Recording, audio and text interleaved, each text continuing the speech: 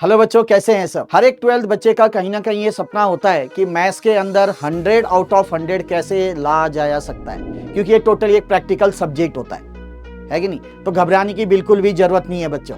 आज मैं आपको इस वीडियो के अंदर वो छोटी छोटी बातें बताने वाला हूँ जो अगर आप एकदम सीरियसली फॉलो करते हैं ना, तो सच में आप 100 में से 100 ला सकते हैं। ठीक है,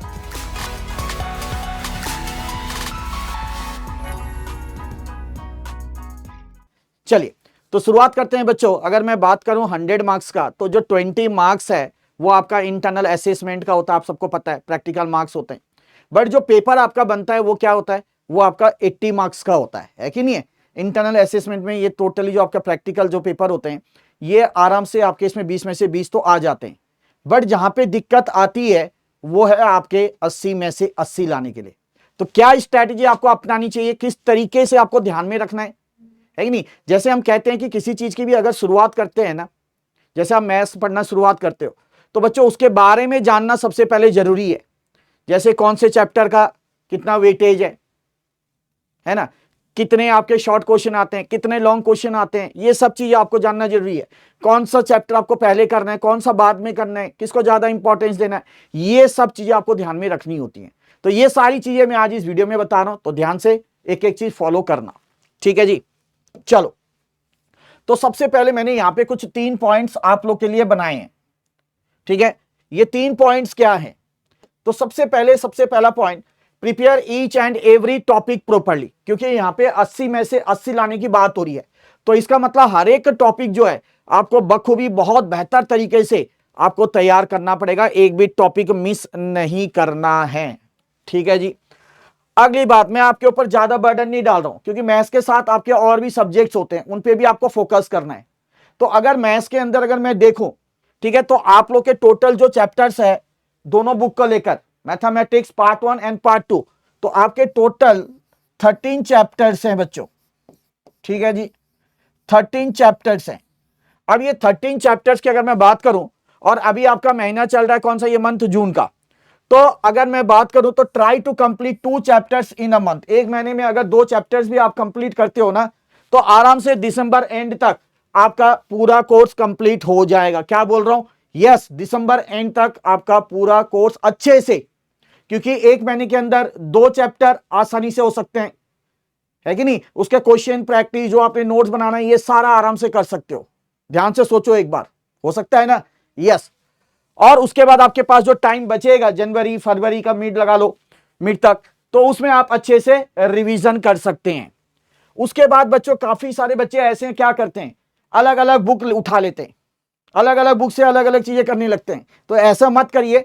जब आपका ये कंप्लीट होता है ना, उसके बाद आप कोशिश करो ज्यादा से ज्यादा फोकस करें, ठीक है, पास्ट ईयर क्वेश्चंस पर और क्वेश्चन बैंक पर। ठीक है, इन पे ज्यादा फोकस करना पड़ेगा, क्योंकि जितने वैरायटी आप क्वेश्चंस करेंगे, नंबर ऑफ क्वेश्चंस करके फायदा नहीं है, टाइप्स ऑफ क्वेश्चंस करने, वैरायटी ऑफ क्वेश्चंस आपने करने। ठीक है, चाहे वो पास्ट ईयर क्वेश्चंस करो, चाहे आप क्वेश्चन बैंक को फॉलो करो। उसके बाद मैं थोड़ा सा आपको एक बार ब्रीफ कर दूं कि जो एग्जाम पैटर्न है, ठीक है, सीबीएसई के अनुसार जो आपका एग्जाम पैटर्न और जो मार्किंग स्कीम है वो कुछ इस तरीके से दी गई है। तो सबसे पहले अगर मैं बात करूं, तो यहां पे आपको देखने को मिलेगा MCQ and assertion and reason based questions. ठीक है, ये कितने रहने वाले हैं, ये लगभग आपके 20 रहने वाले हैं, और हर एक क्वेश्चन 1 मार्क का होगा। ठीक है, दैट इज टोटल मार्क्स आपके 20 हो गए। नेक्स्ट आते हैं बच्चों very short answer type questions.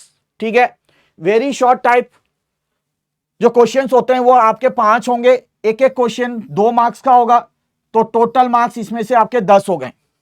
उसके बाद आता है शॉर्ट आंसर टाइप क्वेश्चन, ये 6 क्वेश्चंस होंगे, एक एक क्वेश्चन 3 मार्क्स का होगा, टोटल मार्क्स आपके 18 हो गए।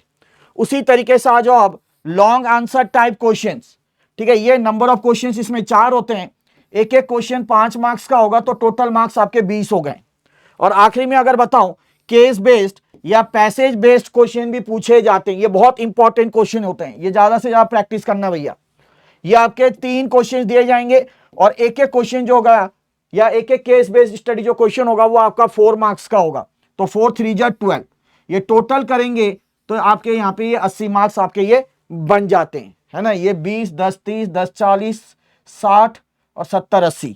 चलो जी, अब बच्चों सबसे बड़ी बात, काफी बच्चों को ठीक है यूनिट वाइज तो पता चल जाता है, बट अगर मैं चैप्टर वाइज वेटेज की बात करूं तो यहां पे मैंने कुछ लगभग ऐसे बना रखा है पिछले कुछ अटेम्प्ट को ध्यान में रखते हुए। अब यहां पे क्या, रिलेशन एंड फंक्शंस आप सबको पता है, ठीक है, ये कैरी करता है 4 मार्क्स। इनवर्स ट्रिग्नोमेट्री फंक्शन ये भी 4 मार्क्स कैरी करता है। मैट्रिसेस की बात करूं 5 मार्क्स, बहुत आसान चैप्टर होता है, ठीक है। उसका डिटर्मिनेंट्स यही बहुत आसान है, ये भी 5 मार्क्स का। कंटिन्यूटी एंड डिफरेंशिएबिलिटी अगर बात करूं तो सीधा सीधा 9 मार्क्स आपको यहां पे देखने को मिलेंगे। उसके बाद एप्लीकेशन ऑफ डेरिवेटिव की बात करूं ये 4 मार्क्स का आएगा। इंटीग्रल्स बात करूं तो 9 मार्क्स, ठीक है। एप्लीकेशन ऑफ इंटीग्रल्स अगर बात करूं तो आपके ये 6 मार्क्स। डिफरेंशियल इक्वेशन की बात करूं तो ये 7 मार्क्स। तो लगभग आपका अगर मैं बात करूं कैलकुलस वाला जो पार्ट है, ठीक है जी, वो आपका अच्छा खासा 30 से ऊपर रहने वाला है, तो उस पर ज्यादा तो फोकस करना ही करना है। उसके बाद अगर वेक्टर्स की बात करूं ये 7 मार्क्स का है, ठीक है। 3 डायमेंशनल ज्योमेट्री 7 मार्क्स कैरी करता है। एलपीपी, ठीक है, लीनियर प्रोग्रामिंग जो है ये आपका 5 मार्क्स का। और प्रोबेबिलिटी की अगर बात करूं तो ये 8 मार्क्स आपको देखने को मिल सकते हैं, ठीक है। ये पूरा मैंने चैप्टर वाइज आपका वेटेज बता दिया। अब बात आती कि सर ये तो बता दिया आपने, पर जो शुरुआत है किस तरीके से करना है, कौन से चैप्टर पहले करने हैं, कौन से बाद में करने हैं। तो बच्चों उसके लिए मैंने आपके लिए यहाँ पे एबीसी एनालिसिस करके बना रखा है, ठीक है। आप देख सकते हैं यहाँ पे एबीसी एनालिसिस करके मैंने आप लोगों के लिए बना रखा है। यहाँ पे मैंने 3 कैटेगरी डिवाइड की गई है, ठीक है। 3 कैटेगरी में डिवाइड किया, A, category B and category C. Category अगर ए के अंदर आप बड़े गौर से देखो, मैंने वो आसान आसान चैप्टर लिए जो आप पहले करोगे तो बहुत जल्दी आपके खत्म हो जाएंगे। इसके अंदर मैट्रिसेस, डिटर्मिनेंट्स, वेक्टर्स, 3D और लीनियर प्रोग्रामिंग, ये सब बहुत आसान चैप्टर है, हर एक बच्चा कर सकता है, ठीक है। और जो 80 आउट ऑफ 80 लाने का सपना देख रहा है, ठीक है, वो तो आराम से कर ही सकता है। तो कमजोर से कमजोर बच्चे अगर ये चैप्टर्स भी करते हैं ना तो पास हो जाते हैं, ध्यान रखना। तो इसलिए आप लोग सबसे पहले ये कवर कर लो, यहां से आप लोगों को कॉन्फिडेंस लेवल बिल्टअप हो जाता है। फिर थोड़े से मुश्किल वाले में आ जाओ, फिर रिलेशन फंक्शंस करो, inverse trigonometry functions, continuity and differentiability, application of derivative and probability, ये कैटेगरी बी के अंदर। और आखिरी में आ जाओ कैटेगरी सी के अंदर, जिसके अंदर आप integrals, application of integrals and differential equation ये करेंगे, ठीक है जी। तो इस तरीके से अगर आप तैयारी करते हैं, जैसे जैसे मैंने एक एक चीज आप लोगों को बताई है, तो बच्चों डेफिनेटली मैं कह सकता हूं कि आसानी से आप क्या 80 आउट ऑफ 80 यहां पे स्कोर कर सकते हैं। बाकी क्या 20 मार्क्स तो आपको पता ही है, जो आपके प्रैक्टिकल एग्जाम होते हैं, जो इंटरनल असेसमेंट होते हैं, उसके ऊपर आसानी से आ जाते हैं, है ना। फाइल बनानी होती है, उसके ऊपर कुछ क्वेश्चंस पूछे जाते हैं। और एक चीज आप लोगों को बता दूं कि आप लोगों के लिए जो अभी 2025 में एग्जामिनेशन देने वाले हैं, उनके लिए टीम ग्रूमिंग की तरफ से जो क्लासेस है वो लगातार ली जा रही है। तो ज्यादा से ज्यादा संख्या में बच्चे जुड़े, चाहे मैं वो इकोनॉमिक्स की बात करूं, चाहे मैथमेटिक्स, चाहे बिजनेस स्टडीज की बात करूं, ठीक है। तो ये सारी चीजें क्लासेस आपकी हो रही हैं, तो ज्यादा से ज्यादा संख्या में जुड़े, क्योंकि आप लोगों को बिल्कुल बेसिक से कराया जा रहा है और उसके साथ साथ क्वेश्चंस भी कराए जा रहे हैं। तो उम्मीद करता हूं कि आपको ये वीडियो पसंद आई होगी। बच्चों ज्यादा से ज्यादा दोस्तों तक जरूर शेयर करें। मिलते हैं बहुत जल्द और एक वीडियो के साथ, तब तक के लिए जय श्री श्याम।